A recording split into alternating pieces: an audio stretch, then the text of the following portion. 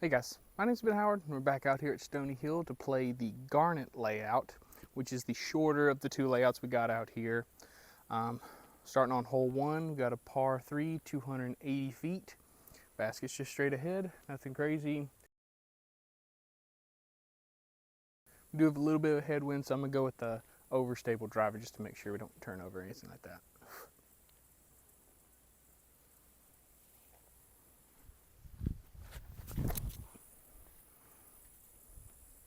Maybe a little too high. Just drop. Ooh, gosh. I did forget to mention that I've already played the diamond layout, and this should be coming out after that. So if you want to see me play the diamond layout, go check that out. But that's a really good start. All right, guys, we're on hole 2. This one is a par 4, 420 feet. Basket's up this way, tucked into the wood line off to the left. So off the tee, we're just trying to set ourselves up into the gap to get down there into the woods. I'm assuming I need a lot of distance off the tee, but I might not. But either way, I'm going to go with the stable driver just to get up there.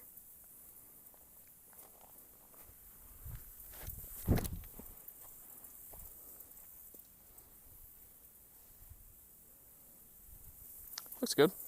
Guess we'll find out.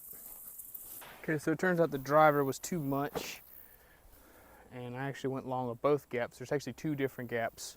The shorter one's is just a dead straight shot in, and this one you can see is kind of a turning shot.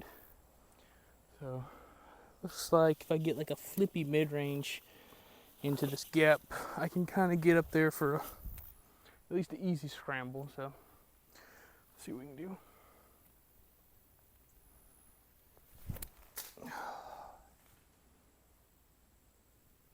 Okay, so this second shot put me in a really good position. Now I'm just gonna try and give this a little bit of a bid, but gotta hit the par.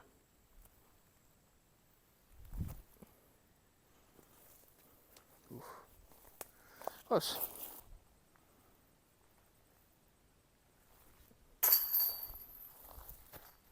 Alright guys, we're on hole 3. This one is a par 5, 718 feet. Got a long way to go. The basket's down here off to the right just before we get to the creek. Let these guys play through and then I'll watch one down there.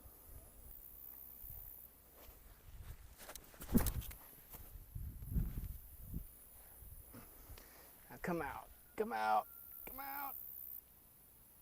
Ah, dang.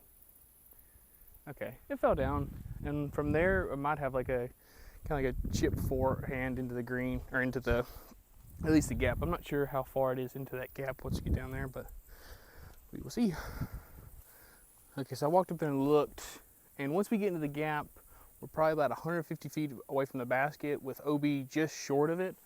So from here, I'm just gonna really have to lay up to the opening of the gap and then try and throw that approach shot into the green without going out of bounds.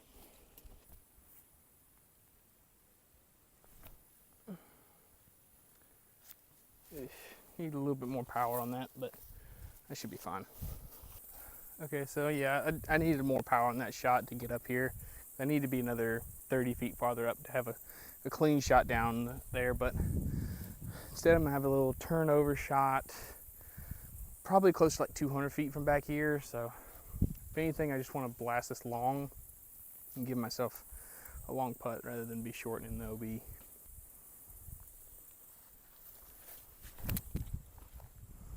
That looks really good. Yeah, that's exactly what I wanted.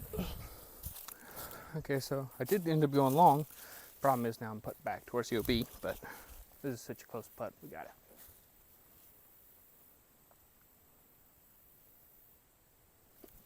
Yep.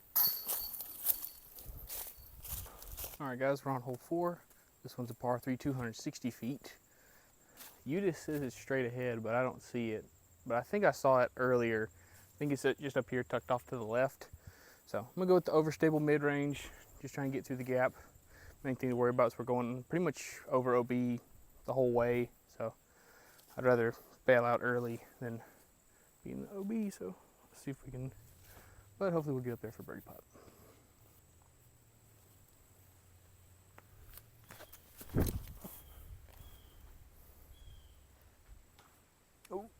Whew, that was a scary tree. But yeah, we were up there, so it's a guaranteed par at least. Okay, so we got up here into like maybe just outside of circle 2. I think I definitely could have gone with a straighter mid-range and been fine, but I don't think the overstable mid is a bad play at all. But let's see if we can go ahead and make this putt.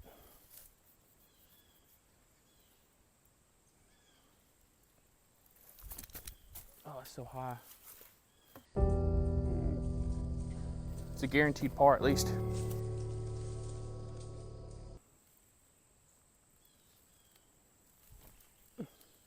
Ah, dang.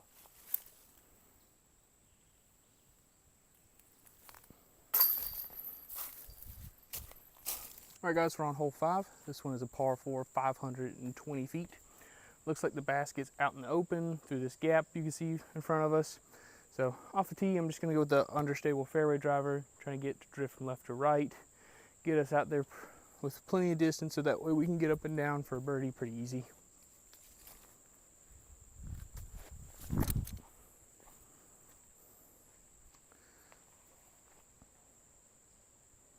Sounds like I hit something on the right side of the fairway, but hopefully that would have kicked me back out. Just turned a little bit more than I would have liked, but that's not bad.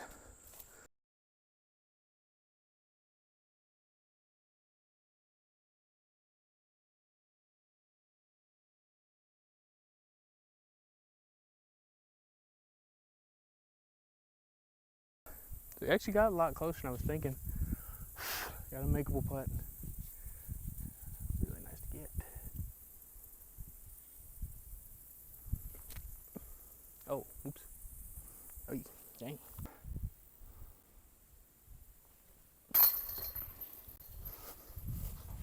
All right, guys, we're on hole 6. Right? Yes, hole 6, 205 feet, par 3. You can see it straight ahead, going way downhill. So, just gonna have to be a really touchy shot. I'm gonna go with a flippy putter, try and throw it on a touch of hyzer, see if I can get the nose down, kind of let it just kind of stand up and push straight.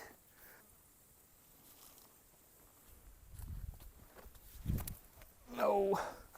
Oh, well, that was a good skip. Not a bad mistake, just a little bit too low, but that should be an easy par. Knock on wood. Okay, I feel like I walked almost like halfway down the fairway and didn't notice the creek was gonna be between us and the basket, but luckily I didn't scoot into it. Instead, I got like just a hyzer putt. I don't know if I'm really able to jump this putt or not, but I just need to get this down there.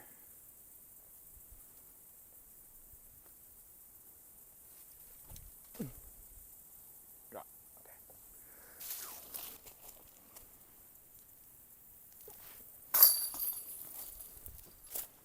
All right, guys, we're on hole 7.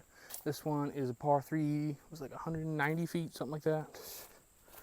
175 feet.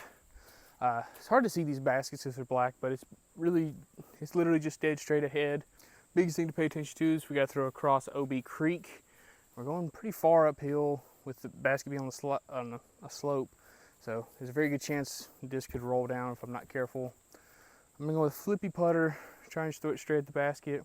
If it flips all the way up, that's great. If it doesn't, that's fine, because then it kind of will match the angle of the hill. Just got to make sure I get the height right.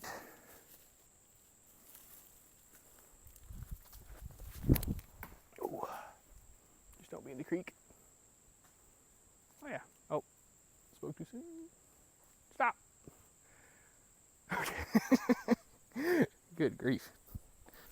Okay, so not only was that roll stressful, but also made the shot a little bit more technical. If I was over there, I have just like a straight shot to the basket, but from here I've got to go like Anheuser with the overstable approach disc. It's not too bad, just touchy, and I would have liked for this shot, but let's see. Oh yeah. Should be under the basket.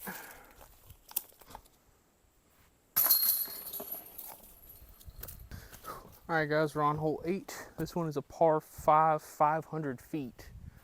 I believe this is one we're playing to the hanging basket, which is right along the edge of the creek, which explains why it would be a par 5. But yeah, off the tee, looks like all we really got to do is just throw something in the middle of the fairway, give ourselves an easy approach shot into the green.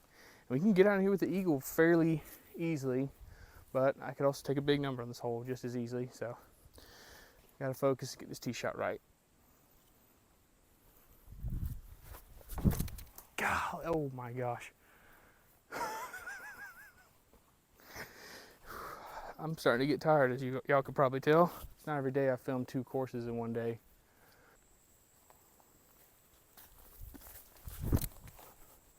Hit the gap, but too much anhyzer.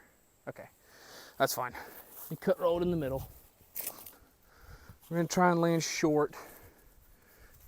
Main thing is just I don't want to let this get back to hyzer angle. I just want to let this kind of hold the ante, flatten out.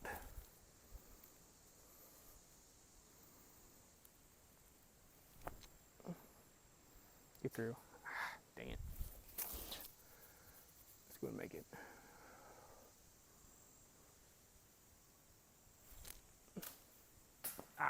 Oh, okay, never mind. Best case scenario.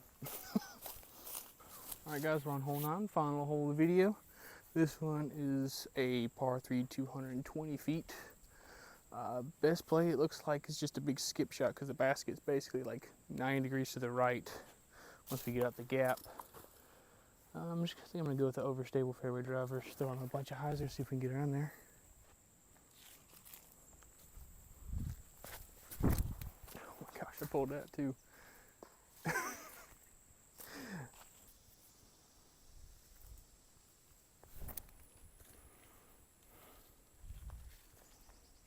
I don't know if I got any skip or not in that tall grass, but this should be a putt.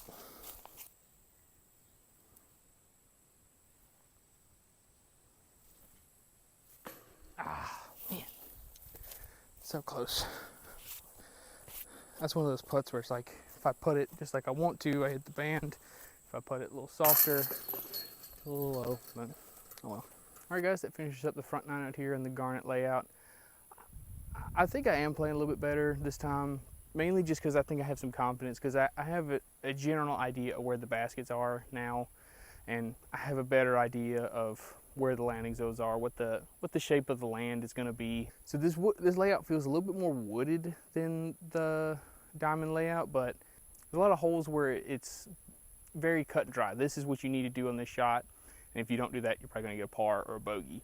It definitely does feel like a, not easier, but like I said, just simple, where it's like you know what you have to do off the tee.